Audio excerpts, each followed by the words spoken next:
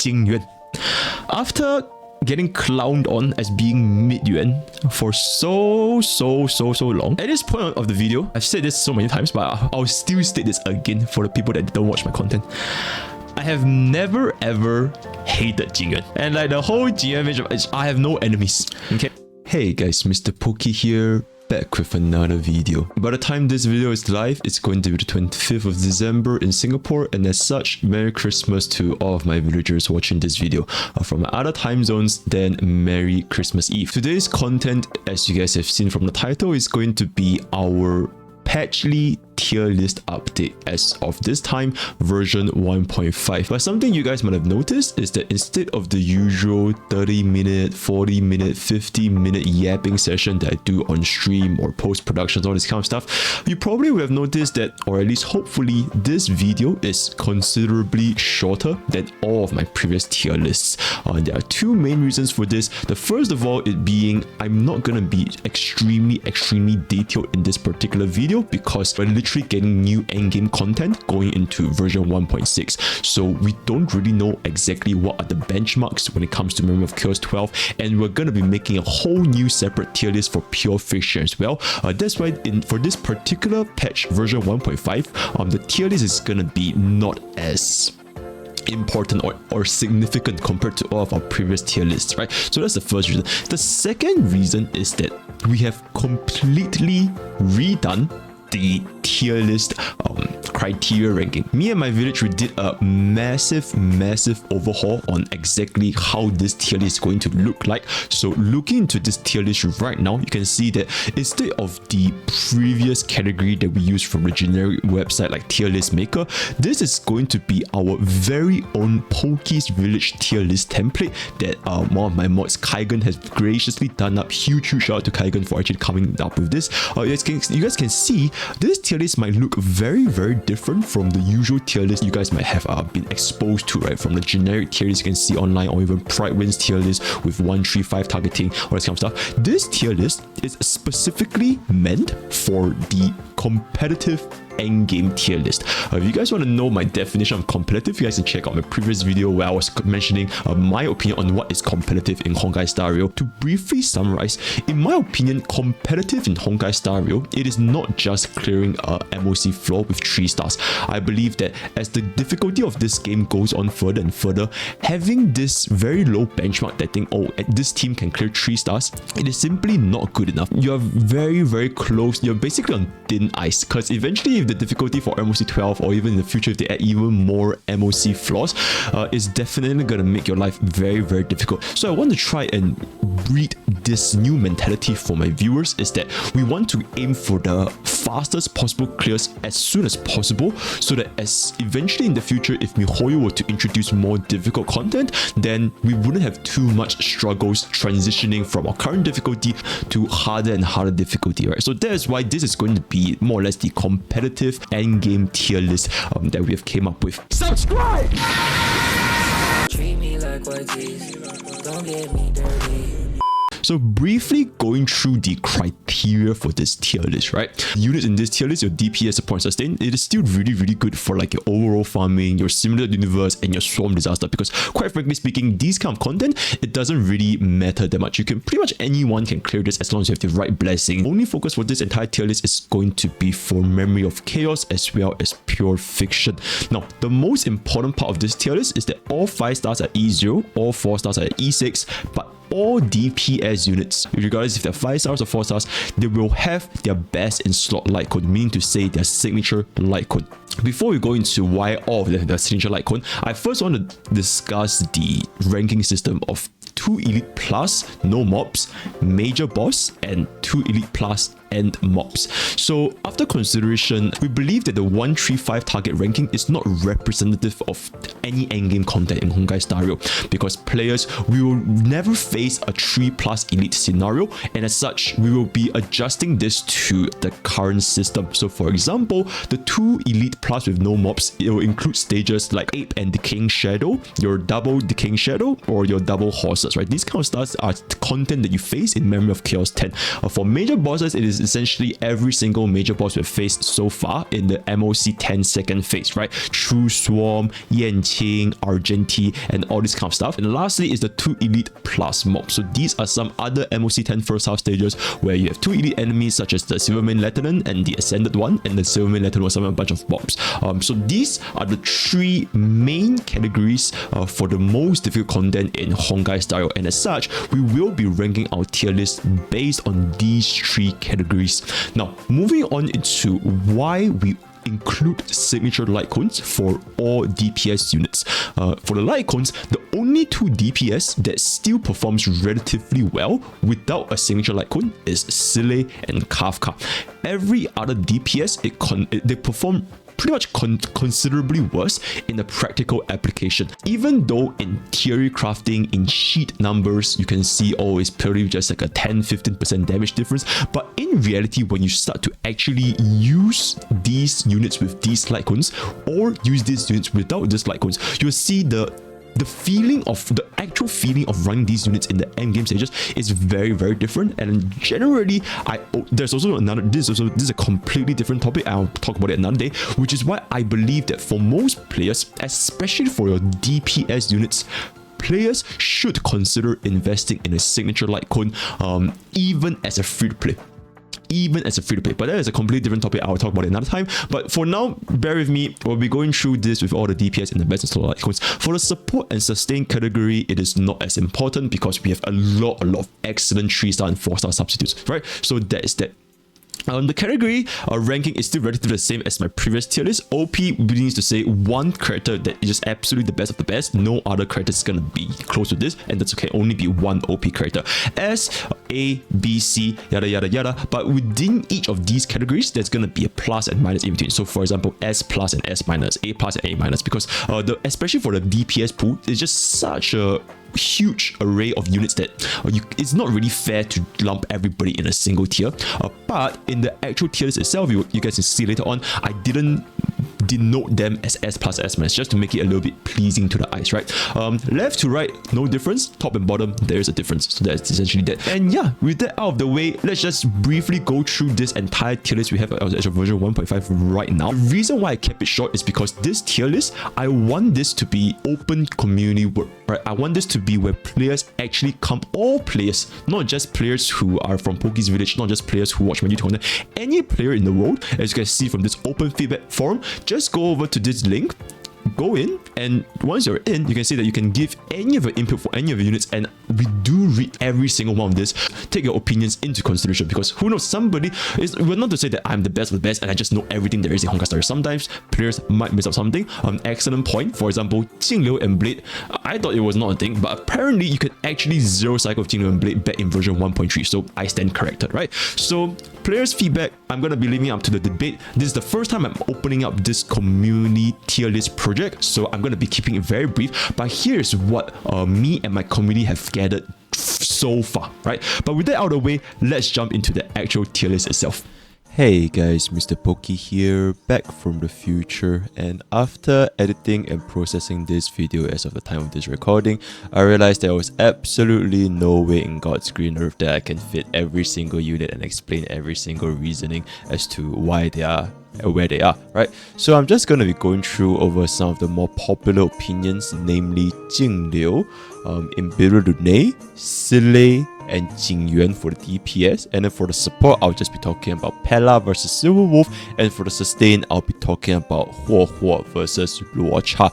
For all the other units, the explanation can be found in the actual tier list document itself. If you guys are interested, feel free to hop on and you guys can see exactly what is the rationale behind each of their units ranking. Other than that, we are going to be going to version 1.6 anyways, so like I mentioned, I don't want to keep this tier list to be super long. Stay tuned to the next version 1.6 tier list. We will be having a lot more in-depth discussion. I guess I can just go over through the reason why Jingliu is OP for every single category so that we don't repeat ourselves. The reason why Jingliu is OP in every single category is because she has extremely high multipliers. She has a 50% crit rate buff, which is 100 crit value, and it's extremely good for players that are struggling to build Jingliu, right? And not only that, even if you're somebody that can build Jingliu easily, it means you can now allocate more substats into crit damage. So the damage ceiling for Jingliu is just inherently higher just because you don't have to build that much crit rate. That's why you can see builds like 50 crit rate with like 300 crit damage in like, it's possible, but you can never do this with other DPS units. So that's another thing. And then her targeting, her ultimate, her damage scaling, and how well she synergizes with our current best hyper carry support, which is Bronya, just puts her into OP tier for every single category. You can essentially use her to zero cycle every single endgame stage, even while being off element. And that is just not something that we can't accomplish with every other DPS. Now I know at this point some players may be arguing, okay, some DPS, anybody can zero cycle MOC10. True, but there's two things that can separate zero cycle MOC10 and what can't, right? Number one, can a unit zero cycle MOC10 while being off element? Not a lot of units can do this. Like, yeah, sure, you can zero cycle, but while being off element, it definitely raises the difficulty, right? That's number one. Number two, can a unit zero cycle while using a sustain unit? Every single zero cycle you guys can see on YouTube, Bilibili, any sort of social media website, right? A lot of zero cycles, it revolves around using the triple support setup. And I can tell you right now, the triple support setup for DPS is going to be Bronya, Jingyuan, and Pela. Almost every single clear, you're going to be seeing these three units. Maybe you swap out Pela for Eco, but the point still stands, right? It's basically inflating the numbers, right? No matter how shit your multiplier is going to be, no matter how shit your baseline multiplier is going to be, it doesn't matter because the power of 3 supports just amplifies your damage by so much that it muddles the line between what is good and what is great, right? So the moment you remove one of the triple supports and now it's just 2 supports with 1 sustain, then it becomes exceedingly clear to see which DPS is better than the other DPS. Because I can tell you for a fact, not every single DPS can zero cycle while being off element or while only using 2 supports and 1 sustain. So that's it. And also, I guess there's a third condition, which is, can a DPS zero cycle the second half of MOC10? Because I'm not sure if you guys have noticed, the first half of MOC10 is generally a lot easier compared to the second half of MOC10. Those are some of the conditions that you have to think of when you say, oh, every single unit can zero cycle MOC10. But realistically, there's still a very fine line between who can and who can't, right? And Jingliu, she takes all bosses. She can do a zero cycle with one sustain. She can do a zero cycle off element, and she can definitely zero cycle the second half. Oh, but to be fair, every single MOC10 second half right now, it has been with Ice Weakness, so it's a little bit unfair. But the first 2 criteria she checks out, and basically OP. She is the best of the best DPS we have right now. And if you're a new player, out of all these DPS you have, if there's only one DPS you can pull for as a new player, it is going to be Jingliu's banner. So that's it. Alright, a lot of people were very upset. Like, oh my god, how can Imbibitor Lunae not be in the same tier as Jingliu? There's no way. There is a way, and there's a lot of ways actually as to why Imbibitor Lunae at E0S1 is worse than Jingliu, right? The reason why Imbibitor Lunae is not so flexible is because of skill point management, right? If you want Imbibitor Lunae to output like substantial amounts of damage without like fucking up your entire DPS cycle rotations, you have to make sure that he essentially has to use 3 skill point basic attack every single turn. That is not a concern for Jingliu because Jingliu literally does not use skill points when she's in an enhanced state. And ever since the inclusion of Huohuo, you can keep Jingliu in a permanent enhanced state uptime or almost permanent before she runs out from the enhanced state, right?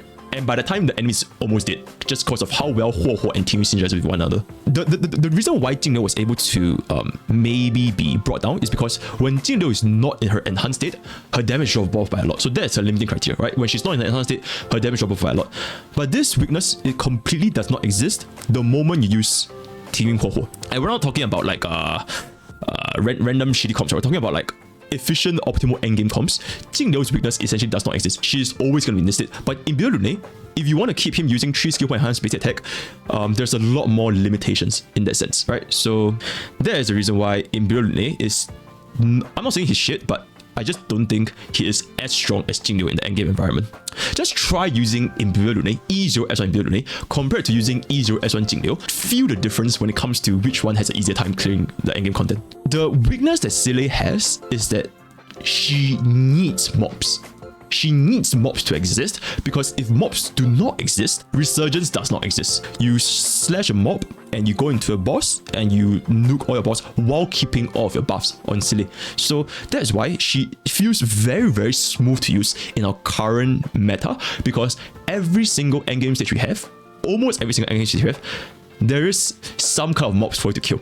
right? There's always going to be mobs for Seele to kill, especially with Pure Fusion come out, there's definitely going to be mobs for Seele to kill. So she's never gonna like become completely irrelevant like Han characters. The reason why she's still in S- and not like A or B is because her damage potential, her damage ceiling is so high to the point where she can still one-shot a boss, and then using that boss, she used that as the resurgence to hit the other boss.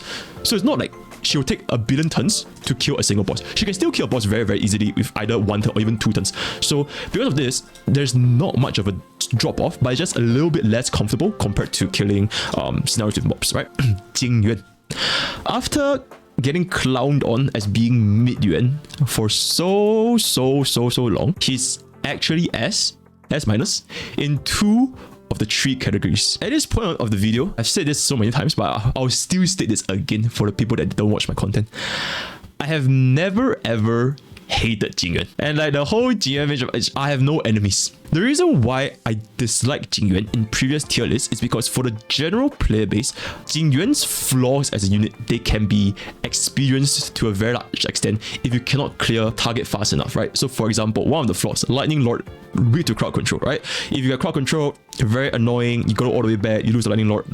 Another flaw, right? Jingyuan, if you cannot kill the mobs and Lightning Lord use the Lightning Lord things to hit the mobs, you lose a lot of damage, right? All these, and I still stand by those flaws, right? Because of those flaws, it doesn't make Jingyuan the same tier as, for example, like Imbibitor Lunae, all this stuff, right? It's still but in an endgame optimized setup, a lot of Jingyuan's flaws, it does not exist. So what do I mean by it does not exist? So number 1, the first flaw of getting crowd control. Who the fuck is gonna crowd control you if they're already dead? Because your damage is so high that it does not matter if there's a risk for you to get crowd controlled. If Lightning Lord is already killed, the guys gonna crowd control you, right? This is number 1. Another flaw, right? Jingyuan's ultimate and skill, you cannot kill the mobs and blah blah. But the moment you do, it means that you have eliminated all possibilities for Lightning Lord to not hit the main target. So ideally, in any Jingyuan comps, you kill the mobs with your skill and ultimate, and then your Lightning Lord just goes all in on boss target. A well-built Jingyuan easily destroy the mobs. You can test it out for yourself right now in MOC 10 first phase. Just go and test it out with Jingyuan, Yukong, Tingyun. You can straight up 0 cycle the first half with very little issues, right? Once your ultimate and skill kills the thingy, your Lightning Lord, boom, it will straight up just one shot the Automatron.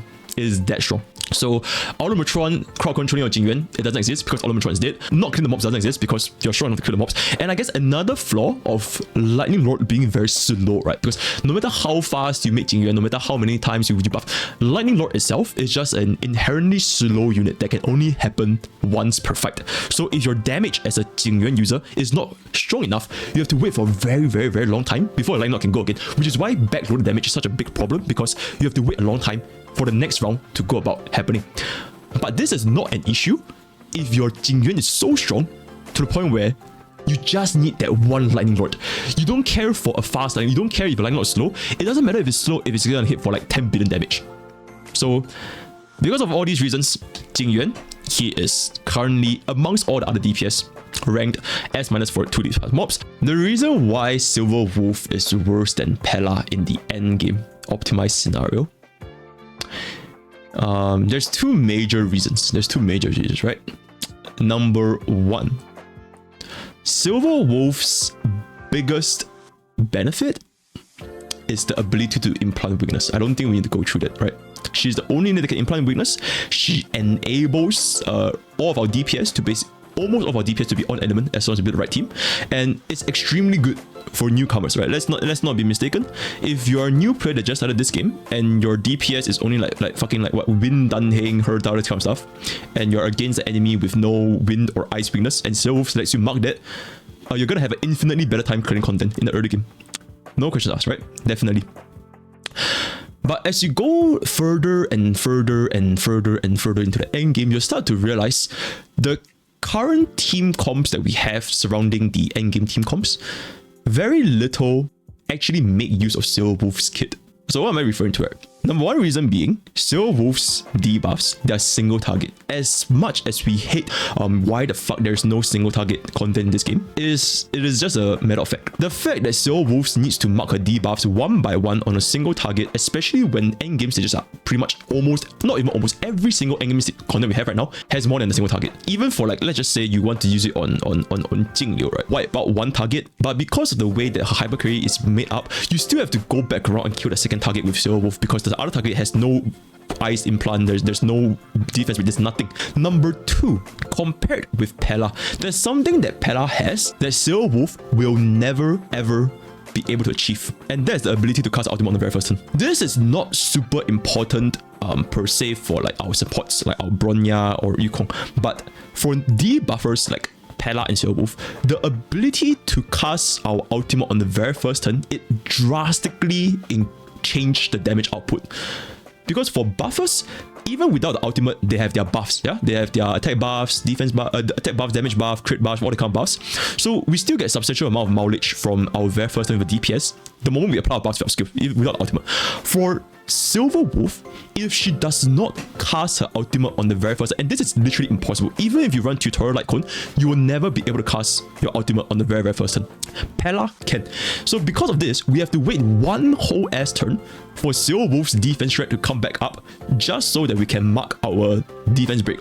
We are missing this huge window of opportunity where we have to wait basically the next turn in order to actually start outputting our damage potential on the very first wave. And it will inevitably affect our clear speed as compared to Pela. You can try yourself right now. Try running Pela or try running Seele Wolf with a stage. You can see that the first turn defense threat, it makes your damage output go up a lot higher. So that's the second thing why Seele Wolf is not as good as Pela. And then the last thing, weakness implant herself, right? The entire mechanic of weakness implant herself. Seele Wolf marking weakness implant, yes, it will definitely improve our damage by quite a large margin, because from no lightning weakness to having lightning weakness, from no physical weakness to having physical weakness, not only do we have the toughness bar damage broken, we also have the rest penetration. So it is definitely good, but it doesn't address the issue as to you have to repeat this for the second unit, which kind of ties up to the first point of being a single target debuff. So weakness implant, this mechanic, it is not as comfortable as you might think compared to, like, we only have to compare. We always have to compare, because if we don't use Seele Wolf, who else do we use? Jingyuan, Yukong, fuck, even Hanya, Pela, right?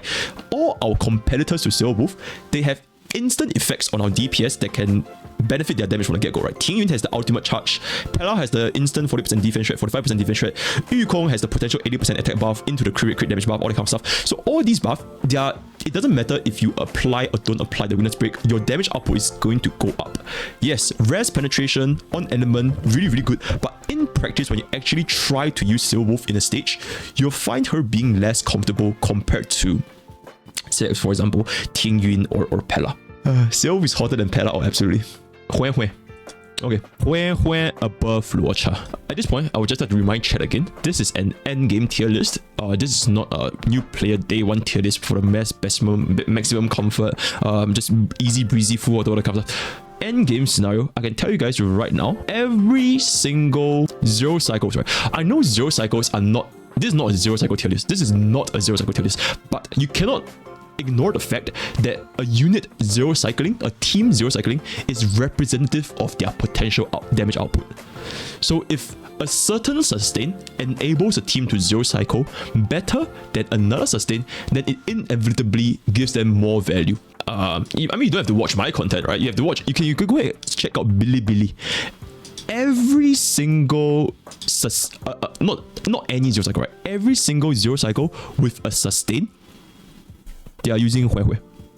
No one is using Luocha right now in Bilibili. Ever since the release of Huohuo, every single in CN right now, they're just using Huohuo, because Huohuo is just such a fucking goddamn good sustain unit for a fast clear. Why would players want to use Luocha? Is really because he gives you this additional layer of comfort, right? He's very, very comfortable to use, right? He makes sure that your team stays alive, gives you skill points. You don't have to use skill points to heal, passive heals, all this kind of good stuff. Very, very comfortable to use. But when it comes down to the absolute damage output, he is far below Huohuo. Oh my god, I need to stop. Huohuo, right? She is far beyond Huohuo because Huohuo is really a harmony in disguise. She really is a harmony in disguise with the energy buff, attack buff, cleanse, all that kind of stuff. The only downside for Huohuo, she is more skill point intensive. Like I mentioned, this skill point intensive thing is really not that big of a deal because you can negate this. You can negate this skill point deficiency. You will face into issues if you start to drag out the fight for very, very long periods of time. You are eventually gonna run out of skill points and you will be forced to either not heal with Huohuo or not skill your DPS or not buff your support, right? Very long drawn out battles, Luocha is gonna give you more skill point economy. But because we are going for the optimized endgame clears, where we most of the time we are clearing within 3 cycles, most of the time within 3 cycles, you won't face this issue with Huohuo. I've literally gone into a fight where my Huohuo is straight up just using auto attack. She doesn't do anything but auto attack. She doesn't even heal. She just auto attacks. And all she needs to do is to cast her ultimate. The ultimate alone is such a goddamn insane ultimate that it not only buffs your DPS, it buffs your entire team. So your units like your Jingyuan, Bronya, Pela, Yukong, everybody gets the energy buff. I would say this is the best ultimate across any certain unit. It's better than Fusion even, because Fusion is just damn good. Huohuo's ultimate is the best ultimate in the entire sustain class when it comes to utility, when it comes to damage, when it comes to everything, right? So for that reason, Huohuo is better than Luocha in an optimized scenario. So that is it. Right, and with that, we'll come to the end of our very first endgame tier list created by me and my community. If you guys want to engage in any further discussions, and I do mean there's any further discussions, leave your thoughts down in the comments, drop your thoughts down in the URL attached, or hop on over to Pokke's Village where we're a very active community talking about honkaistarrail on a daily basis. If you guys want to check out my stream, that's going to be at twitch.tv/MrPokke, where I stream 2 to 3 times a week. Schedule will be updated on Discord as well, right? So all the best for your Rame Poos. Merry Christmas, Happy New Year, and I'll see you guys next time. Take care. I genuinely cannot believe this shit. I genuinely cannot believe this shit. I genuinely cannot believe this shit, guys. Did I say how I genuinely cannot believe this shit? I genuinely cannot believe this shit, guys.